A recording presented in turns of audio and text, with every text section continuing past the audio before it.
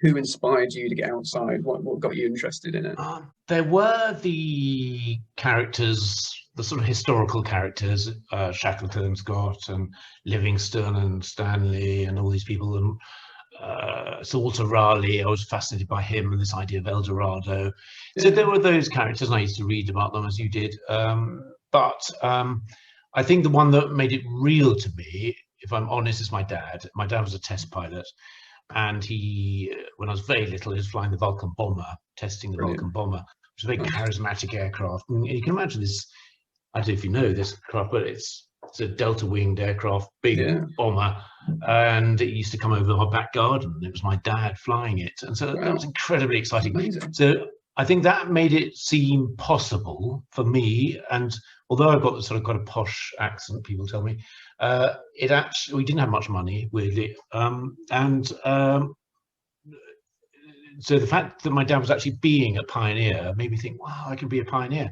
And I wasn't an obvious outdoorsy person, actually. I was not brilliant at sports at school. Academically, I was okay, I suppose. But I wasn't really pining for the outdoors as such. I think it played on my imagination, the fact that my dad could do this, and he wasn't a likely test pilot either. He was a rather vague character. I mean, considering the Vulcan bomber was carrying weapons of mass destruction, it was our nuclear deterrent, was the Vulcan bomber. And yet my dad was this sort of rather vague character. But we knew that once or twice he dropped hints, and we could see actually that in moments of crisis, his mind would be very, very focused. There'd be the odd family, like all families, you know, to have the old scare of this and that. So I was growing up, but suddenly my dad was this different person. I think later on that helped me believe in myself. My dad could be this person. I was rather vague. I was the sort of poetic one, reading all the time and wanting to write and so on. But I think having my dad, who I sense was not unlike me, he could do this extraordinary thing, that made it seem possible to me. Then we moved. I was born in Macclesfield because that's where the Vulcan bomber was being developed, or near there, Woodford. I moved down to Bucks, Buckinghamshire. Okay. And so I used to walk through the Chilterns, and we used to, as a family, used to just go on a walk. It used to be the standard procedure. My mum, we always had bearded collies, and we had a corgi called Toffee as well. But anyway, the bearded collies sort of took over, and it used to be part of the normal routine for our family just to go for a walk, especially on Sunday after eating lunch. Off we go. So I think the outdoors became familiar to me, and I think I grew in confidence through my teens and into. Well, by the time I got to university, I was sort of had this dream I was going to become some sort of explorer, and I was very aware that time was running out. It seemed to me for the classic type of explorer. Shackleton and all that lot had died. It seemed like that was a sort of golden era, or the end of the golden era of exploration. And then my time, there were people like Ranulph Fiennes, Chris Bonington, a few others, but not many of them. Wilfred Thesiger. These people, you felt like they were the last of the explorers. I just thought, oh, maybe I can slip in there and be some sort of explorer like them. In other words, someone in that classic sense of exploration, which is the person who can head off and disappear effectively into a landscape that we're not familiar with. Before mobile phones, before satellite phones, before GPS, you could just disappear. So it was a very exciting, of course, to any young person. And as I said, it seemed possible because of my dad. So anyway, I set about it, and I was very fixed. Went to University of East Anglia, studied environmental science. Trying to think of a way I could make money out of this. I don't mean in a commercial way. I just meant to be able to cope, because my mum and dad didn't have any money left over. So I worked in a warehouse eventually and headed off on my first trip and just gave it a go, which was to try and go to the land of El Dorado, Walter Raleigh's area in North and South America. So I just gave it a go once and happened to get away with it. Very, very lucky. Just about. I just meant to physically get away with it. And yeah, I was very lucky to get away with it. I had 2 sorts of malaria.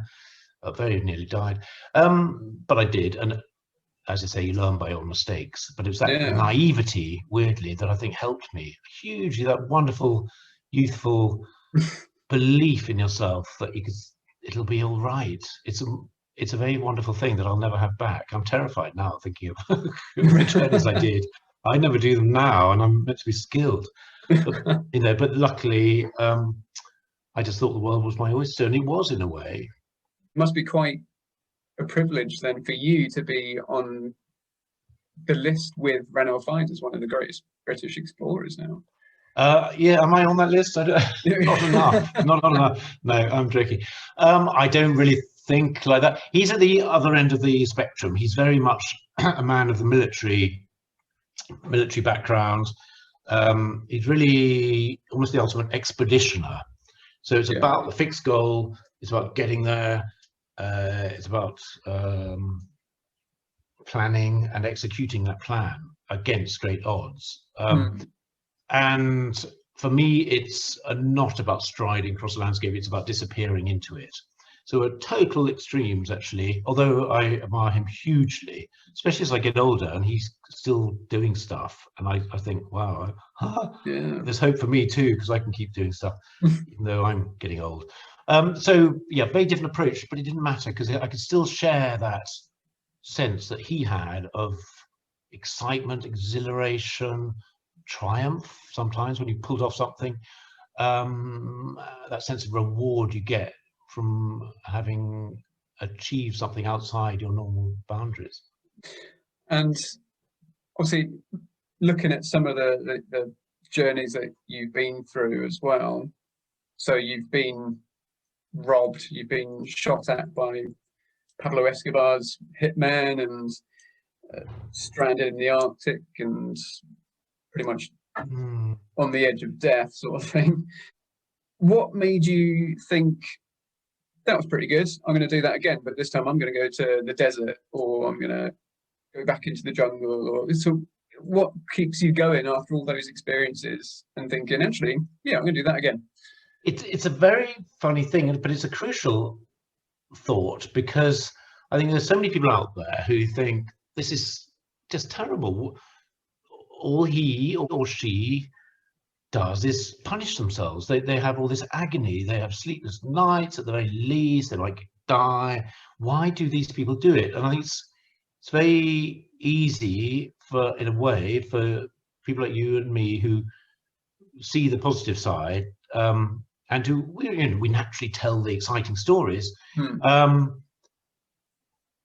But we see all that. We see the reward, and but to the outside world, you think, why risk it? Why? Really, what is it that is so good to make up for the bad bits?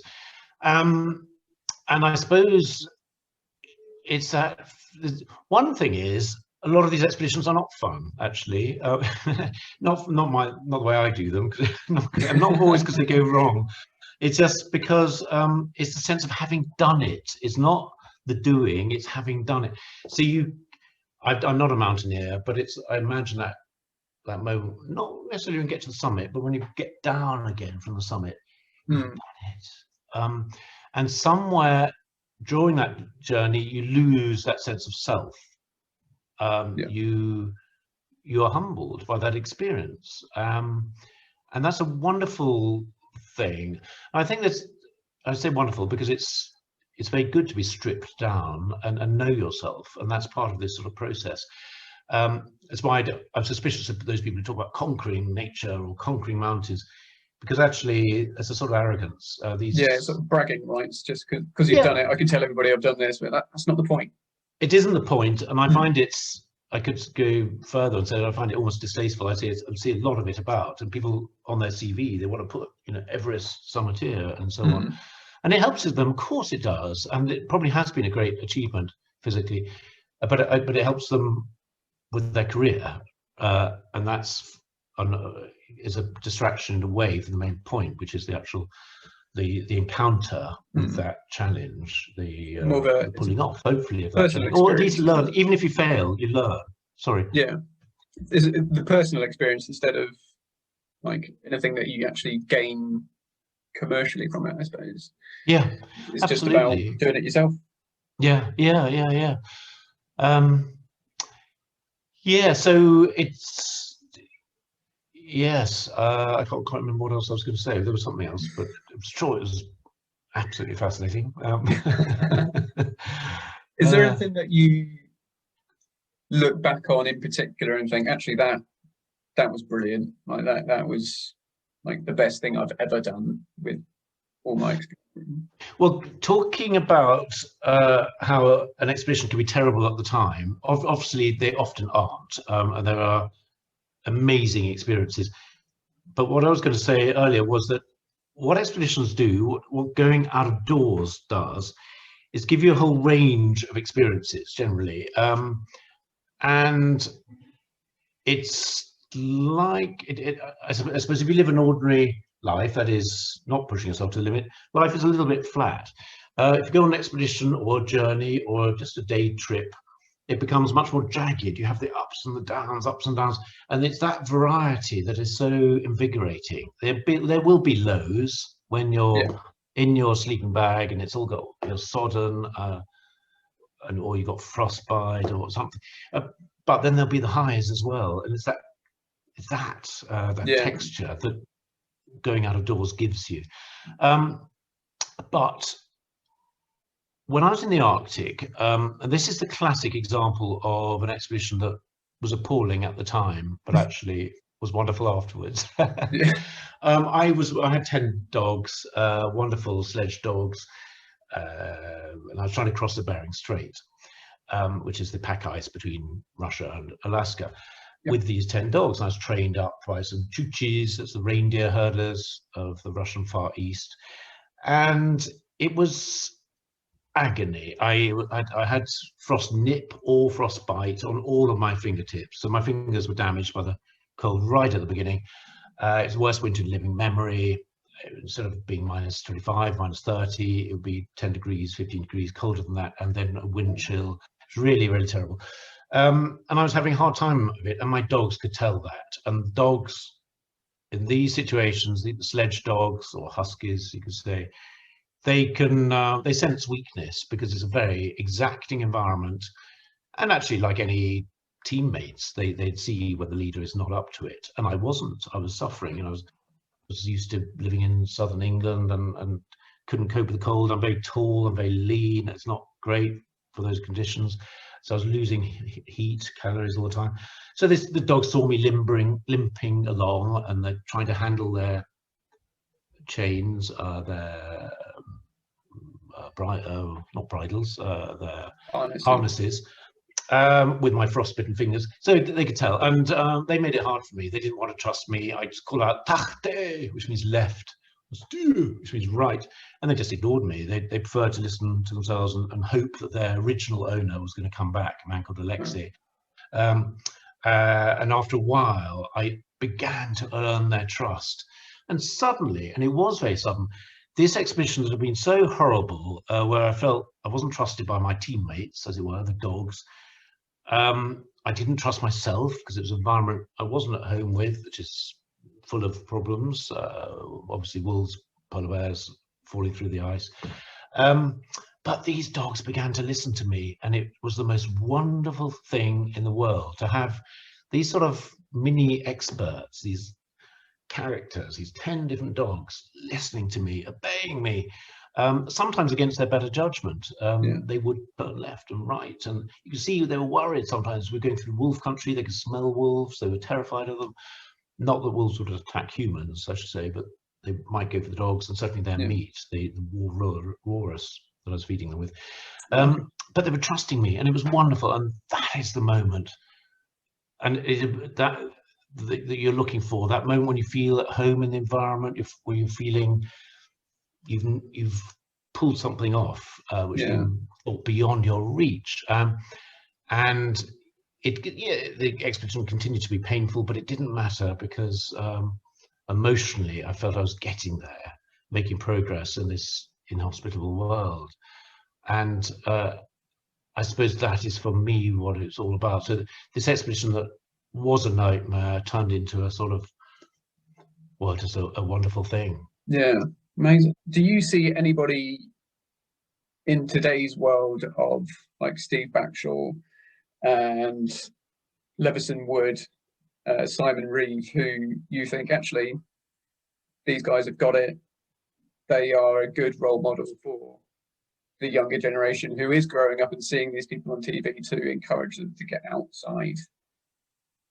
Yeah, I think all those ones you mentioned are encouraging people to get outside. All of them do it a different way. They do it their own ways, and I think that's important too. So most of the ones, or perhaps all of the ones you mentioned, to some extent or other, use a film crew, Yeah, and a camera crew. And even with a light camera crew, you cannot have an expedition. I mean, a seriously hard expedition. You simply can't, because there's health and safety procedures nowadays. You always have a satellite phone. It's not the same as the sort of big expeditions that I used to do and still do. But I don't mean to decry these other people, because they're just doing a different job effectively, and they're still discovering, they're still passing on that enthusiasm, that excitement, and so I think they all have a role. It's a very interesting point about what is an explorer nowadays. I think it's very important we don't lose sight of the idea that all humans are explorers. And it's very easy to think they do it because they're special, and they probably went to a private school, they've got lots of money. And it's true, there has been a bias through the years of people who essentially are privileged. And I suppose I was one of them. I didn't have money, but I had a background that enabled me to believe enabled me. Well, it's a great launch pad, a stable family at the very least, that say, go out, fulfill your dream. So I think it's important that there are people out there who show that. But I also think it's important for all of us to remember that explorers aren't, in a sense, special. They're not a different category. We're all explorers. It's part of the human condition. We investigate the world. And that's the same for stamp collectors and train spotters and all the rest that we might look down on because we think, oh, well, they're just geeks, you know. It's not true. We're all fascinated. And your nephew and nieces they're inquisitive about the world.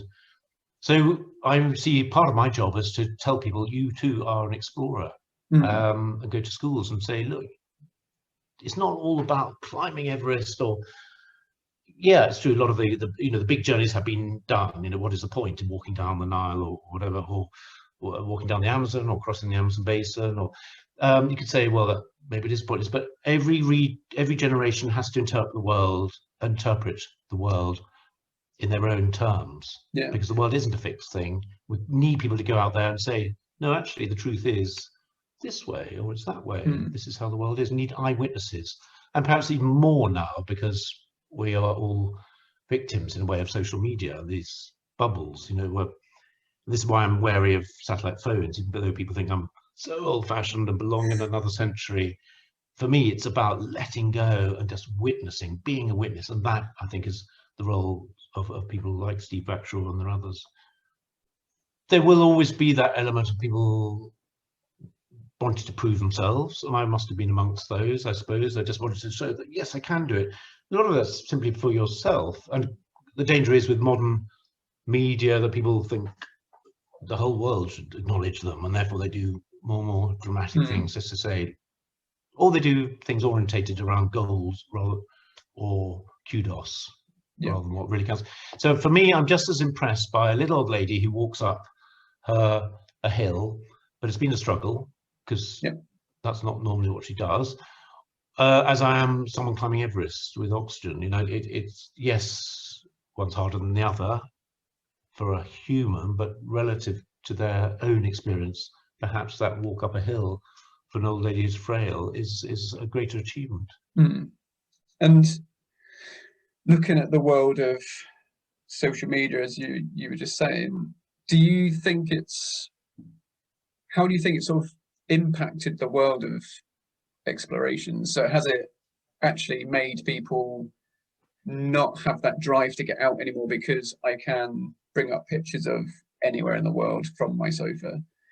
Yeah, I think it's still evolving. I think the social media, it's been a free-for-all out there, and there've been there's been a real problem of veracity, of truth, in various areas. Science, I think, has often been eroded because people, so-called fake news and so on.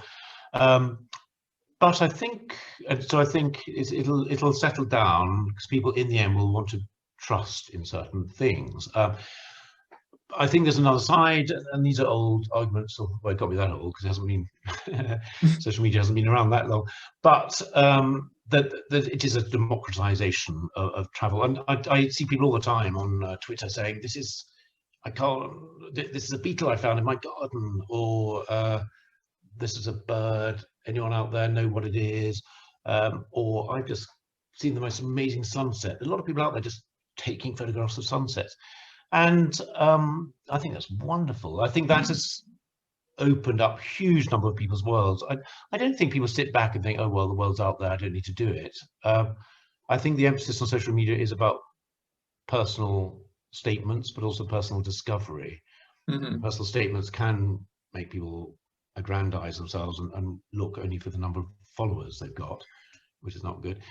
But it can also make people think, "Wow, yeah, that's exciting." I love just flicking through what these sunsets, praying mantis or a toad. My daughter came running in earlier saying, "Do you know, Daddy, there is a toad," I think she said it's a frog, "there's 3 kilos, it weighs 3 kilos."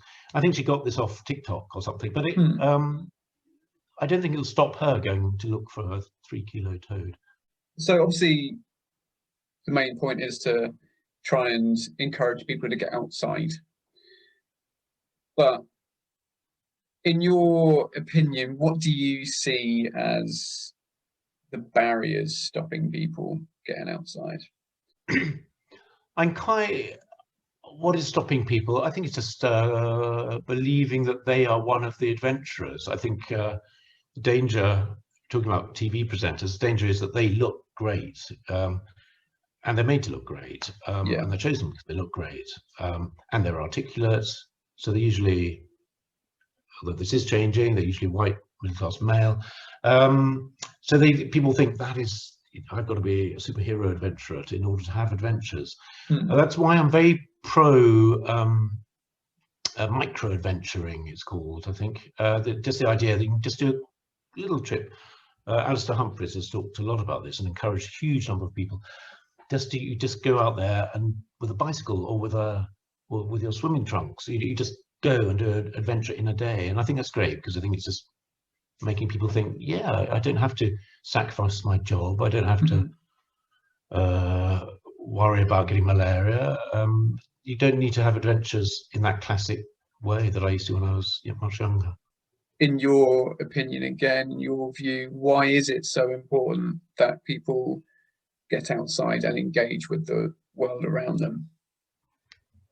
There've been a lot of conversations about mental health, so I think that's one reason. It's actually very good for your soul. Is it? I'm not really allowed to use that word anymore. Your spirit or your being, your sense of just to stabilize your place in the world, to feel like you're part of something bigger than yourself. I think that's very good, very important. I think a lot of us are feeling this because of the COVID. A lot of mental health issues are cropping up, and I can see again on social media a lot of people saying, "Get outdoors, it helps so much," and then people do if they can. So I think that there's this mental health aspect, but that sounds a bit sort of heavy. I think it's very important, but I think it's and there are other, in a way, rather dull things like fitness and it's just been good to get a breath of fresh air because you step away from your problems.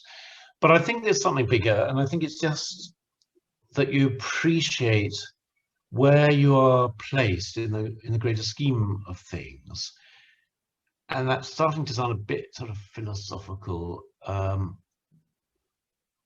in a bad way. I suppose it is the fact that we kind of have a tendency to separate ourselves from the natural world, even though we're all part of it. We're animals. We're all part of it.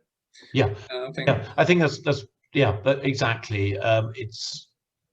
And I think it's even more than that, because we can say, oh, well, so what? I'm not interested in nature. But we are part of a bigger scheme of things. And it's not just about being a one with the trees and tree hugging or anything like that. It's just a sense of where you fit into things, because we lived in such pressurized worlds where so much of us is expected as individuals. We're a very individualistic society. So it's all about, you know, how much you'll achieve out of your life and at work, and being a good mum or being a good dad. And so much pressure on us, which in traditional communities is sort of shared out much more. But here it's the individual, and you often feel very, very lonely. And I think it helps so much just to step away from your work, step away from your family, step away from your daily grind, daily problems, and just feel part of things. Yes, part of nature. And by the way, a lot of the Indigenous communities I live with, they don't even talk about nature, because there's no, nature is a separate thing. They don't see themselves as separate at all, so the word doesn't crop up. But by stepping out into the outdoors, you can get your sense of where you are. Look up into the stars, look down at the city, look up to the sky. You just get a sense of there being a bigger world out there than your daily problems. Talk about the sort of the Indigenous people that you would go and stay with. Was there any point where, when it came to the end of your time with them, where you actually you didn't want to leave? You would be happy to properly immerse yourself and become part of that world instead? I've had brief worries that I might feel like that. That's a funny thing to say, worries, but essentially I've been so vulnerable in a lot of these cultures. I'm generalizing, but I've been very aware that I don't in the end belong. I think it's an illusion to think you do. I've known that, you know, I'm the one most likely to get malaria. I'm the one that will go mad if I was forced to have one wife, two wives, three wives, lots of children. You know, it wouldn't work with me. And so I've worried in a way that I'd get trapped, either by becoming delusional, that I think I could actually make a living, make a life in rainforest, or because I would get trapped because I'd be seen to have a relationship with a girl. Not that this has happened, I should say, but it might be perceived that, or I might be framed, which has happened. And people, you know, want to keep me in the community. So, yeah, I'm sort of going back to that idea of me being a sort of test pilot. My dad was a proper test pilot. He always had a very clear sense of mission. And for me, my job is not to immerse myself forever. My job is to go, find information, and come back. And it's always been very clear cut to me that that's what I need to do. So I don't see myself as a traveller particularly. I see myself as someone, I do use the word explorer sometimes now, but I'm certainly on a mission to find things and come back. And I'm quite sort of serious about that. And I don't like being distracted from my mission. You know, I can be quite ruthless about it, in that I'm there to do a certain thing and then I've got to come back again. And I think it helps mentally to know exactly what I'm doing. And I worry if I get too involved in the community that I'll get distracted from my overall plan, and that I will get waylaid and believe somehow that I could live in remote cultures. I mean, you know, it's fine on the telly popping in for, as people do, for a month or something, but you know, if you're there for 6 months, you suddenly realise the reality of how hard it is to live in these environments if that's not your culture. Yeah. Were you always going to do it for the purpose of educating others, or was it always just like the wanderlust gene inside you that just makes you want to go and do it, and you thought, actually, I could write books about this, I could educate others at the same time as well as doing it? Yeah, it's a very good question, because what happens is as you get older, you sort of do your past, you know, you sort of neaten it all up, and you sort of can't help try and make sense of these early impulses.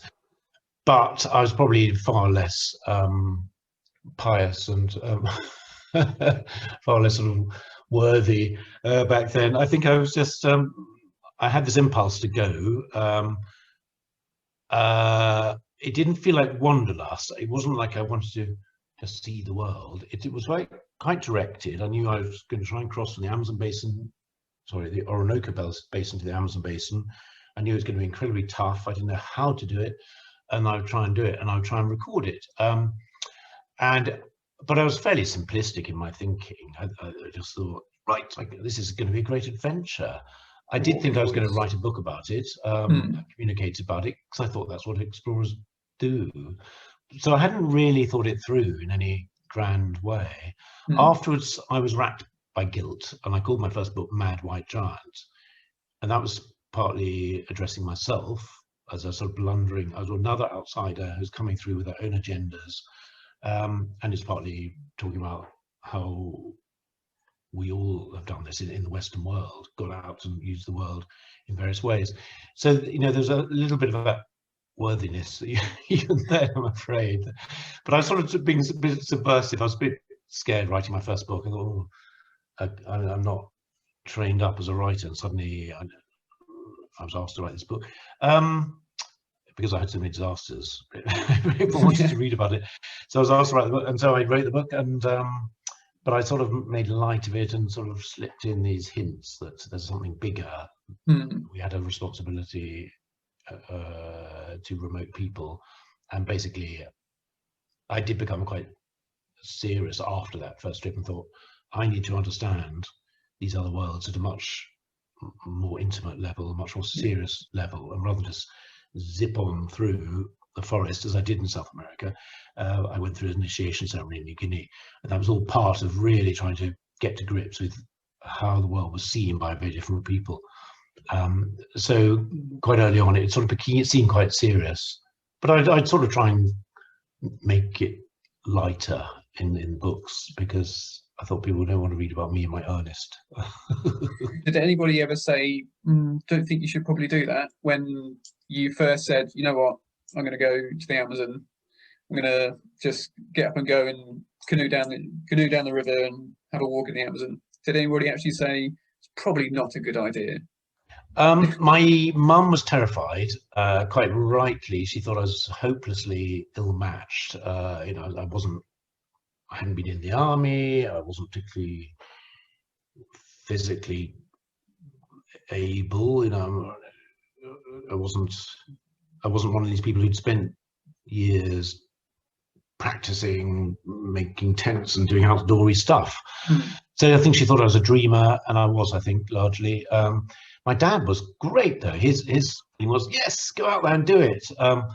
This is the sort of test pilot-y thing, and he said, go on, push yourself. He did it in a very gentle way, but I know he sort of he was backing me. So I think my parents are torn. My dad sort of seemed to have some sort of faith in me coming back. My mum was terrified. The fact that I did nearly not come back made the next expedition even more agony for her. But yeah, I had very little expert advice, but those people who did give me expert advice, I think they just thought I wouldn't do it. I wouldn't get very far. Things would fall apart. I'd come back home having had a gap year type adventure, and that would be fine. No harm would come of it. I was very, very fortunate to get away with it. So in a way, that all these people were right to not quite have faith in me, except my dad, who was wrong in a way. Well, he was right in a different way. He was right in that I should give it a go. I think unless you give things a go, you'll never know. I'm just wary of saying that, because it'd be terrible if someone went off inspired by your website and ended up dying. But obviously you've got to give things a go, but you just have to be measured and not try and climb K2 on your first day out. You know. As a parent yourself now, then, if it's your kids turn around and say, I want to go and do exactly what you've done, is there anything that you would say, actually, no, don't do that? Or would you always be, you know what, go and do it, give it a go? I'd like to say give it a go. I should say that there's something else that has happened. You know, it's a generation or more since I first set out, and the world, there's all these environmental problems which were brewing up, and of course there's been mass rainforest destruction for quite a while, but and other environmental problems. The ozone layer was a big one when I was at university. So I think if you're doing an expedition, you sort of have a duty to acknowledge all that and not just be, you sort of have to be slightly more serious than in the old days of, it isn't enough. I suppose what I'm saying is it's not enough just to have an adventure now. Not if you're devoting 6 months to it, and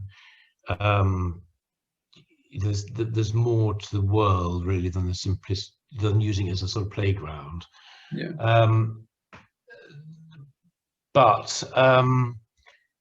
So if my children say, I want to go off and have an adventure, I would say to them, look, great, have an adventure, but what's going to come out of it? Is this all just about you saying, I'm going to have fun out there? And so I really would want them to bring something back that's more than them just having grown as an individual. So I'm probably a bit too serious about it, but because this is my whole life, you know, it's not.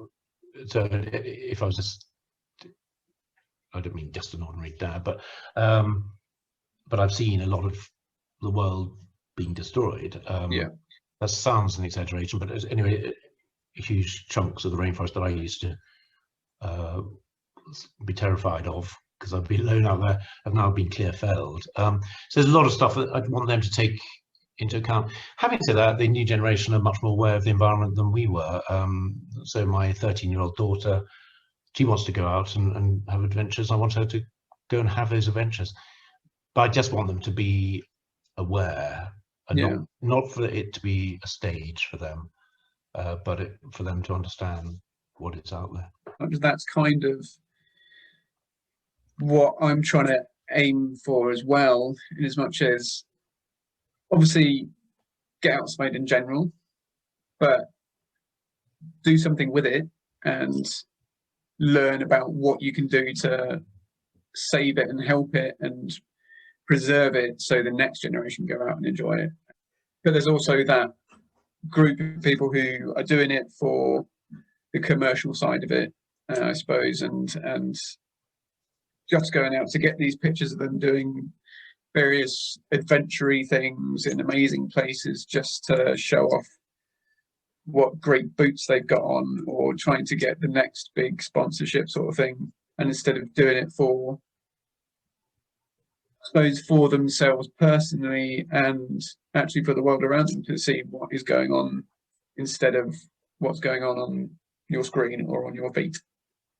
Absolutely. I think it can become a distraction apart from anything else. We see heroes or heroines out there doing great things, and they are inspiring, that's important, but wouldn't it be better if we had role models, because that's what these people are, for the young, who are actually doing something more than just a physical feat or a mental feat. It's something, they're isolated often in our imaginations from the world which is in trouble around them. Thank you very much for your time. That's all right. Great to speak See you to again you. one day. And okay. yeah, hope so. Brilliant. Bye, James. Cheers. See you later.